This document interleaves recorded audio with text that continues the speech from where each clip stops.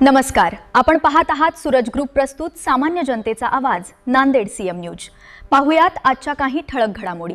महायुतीचे सर्व नेते मंडळींचे मी आभार मानतो। प्रथमतः माझे नेते आदरणीय देवेंद्र फडणवीस साहेब, राज्याचे माझे प्रदेशाध्यक्ष रवींद्र चव्हाण, राज्याचे महसूल मंत्री आदरणीय बावनकुळे साहेब, राज्याचे दोन्ही उपमुख्यमंत्री एकनाथभाई शिंदे, त्याचबरोबर सुनीताताई पवार, या सर्वांचे मनापासून आभार मानतो।